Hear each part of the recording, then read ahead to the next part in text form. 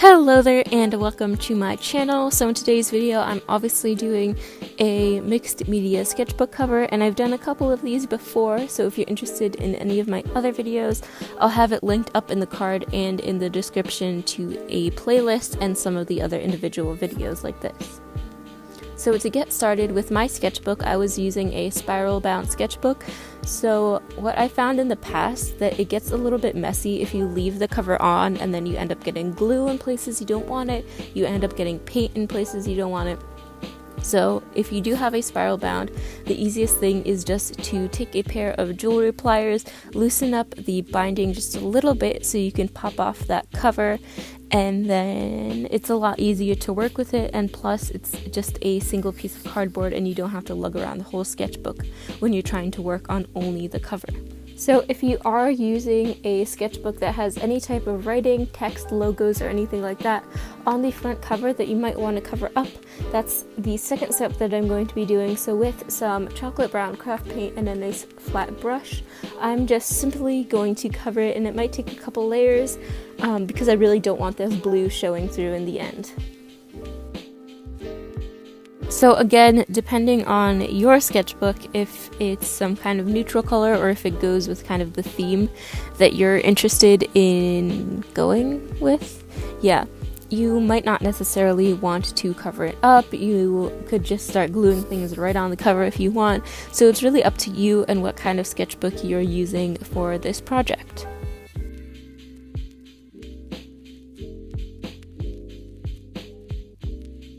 So like you can probably tell, she is looking a little streaky here after just one coat, but that's perfectly fine. I'm going to do one coat and then I might even add a little bit of gold to it, so I have the chocolate brown and then maybe a hint of metallic gold to my cover.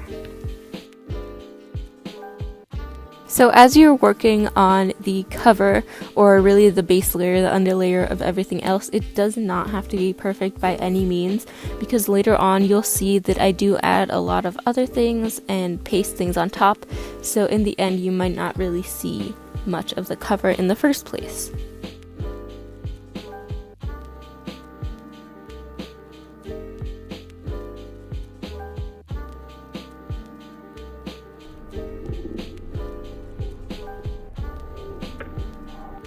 And now I'm starting to go in with my tea-dyed sheet music. So what I found worked the best is put a very thin layer of Mod Podge on the surface and then take the paper. I like to crumble it up so it gets a little bit of texture in there. You can leave it flat or do whatever you think looks best, but I crumple it up just a little bit so there's a couple little folds in there, and then I totally plaster the top of it with Mod Podge. So there's a nice even layer. So I put a base layer, the paper, and then another layer right on top of there. And as you can see, I'm just randomly sticking them wherever I kind of feel like it. I rip the larger pieces of the paper up, I put bigger pieces, smaller pieces, really a lot of variation so it doesn't look too symmetrical or anything. And then now I am using the tissue paper.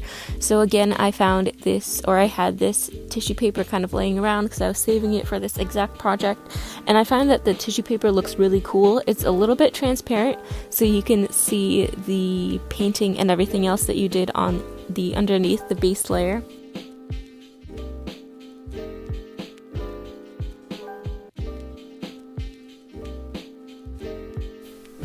This right here is what I've got going on at the moment. So this is after pretty much 2 layers of going back and forth with the paper, the music, sheet music, and also the tissue paper? Yeah, tissue paper. So now what I think I'm going to do is I'm going to try to figure out the composition of what I want to do with these little gadgets here. So I'm going to kind of play around with them and see what shapes and what different things I want to do, what I want to use, what I don't want to use.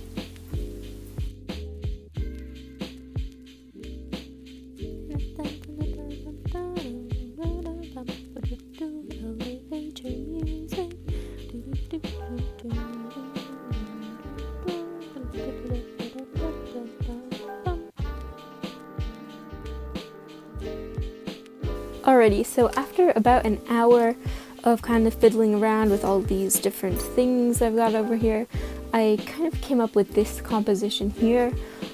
So I used quite a few of the gears, and then I also found some random little beads and other knickknacks, I guess. And I also am using quite a bit of this ball chain to put around the buttons and some other various areas. So what I did to remember the composition in the first place is that I had it all down, and then I took a picture of it, and then I used that picture as kind of a base, so I kept referencing the picture, and then I changed a couple things here and there, but I mostly stuck to that original composition. And now I am using the E6000 Glue, which is an industrial strength glue. And what I found is that mine, I've had it for a couple years, so it's a little bit dried out. But not only that, the glue itself is much thicker, so it's hard to apply it with just the applicator on the tube of glue.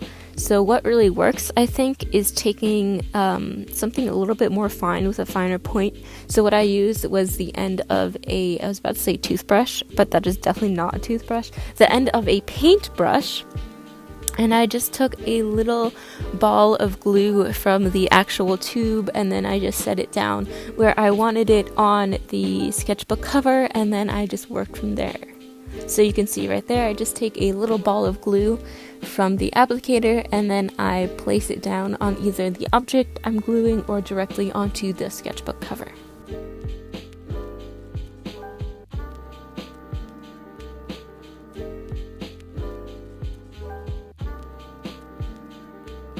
And what I also have to say, if you're using the E6000 glue, since it is an industrial strength glue, I would try to be a little bit more careful than I was about getting the glue on your fingers. So it's not quite as bad as getting super glue, where it's really hard and it just leaves a hard spot on your hands. It's a lot more rubbery and really weird, and especially if it gets under your nails, it's very uncomfortable.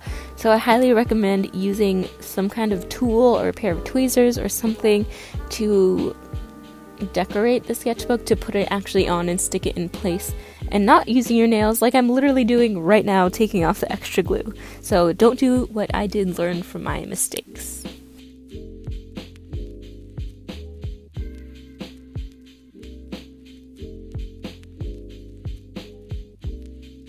And I mentioned this a little bit earlier in the materials at the beginning, but some of the things that I used, some of it was store-bought at Michael's specifically. So those little floral cardboard things that are around the center, and also the gears I specifically bought for this project. So they were only a few dollars each, but I think they look really cool. And plus the gears came in a huge set, so I have a couple hundred of them in different sizes and colors that I could use in another project later on. And then some of the other things like the buttons and the other random beads I found were just things that I had around the house. So really go scouring in all of your nooks and crannies around your house if you have any random little things, little beads, little chains that you could use anywhere.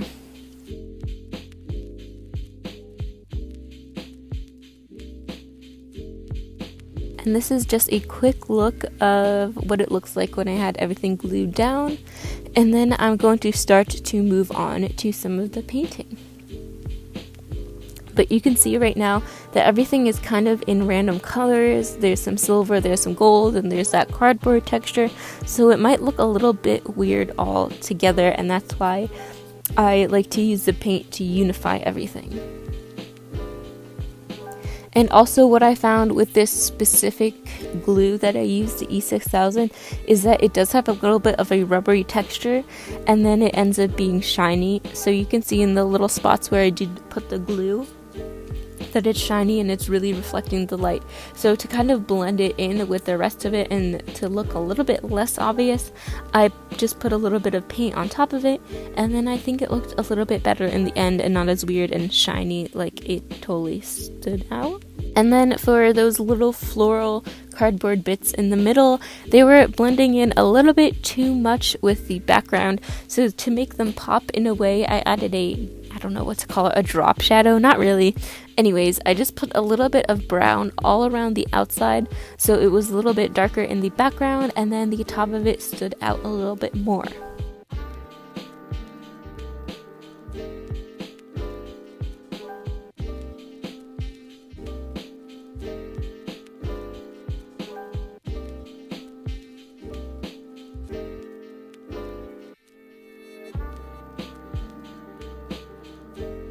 So here is the finished product, and if you do something like this on your own, I would love to see it. So you can either share it with me on Instagram and Twitter. I'll leave those links in the description. And I think that is all. So thank you so much for watching. Stick around and subscribe for more if you're interested, and I'll see you later. Toodles!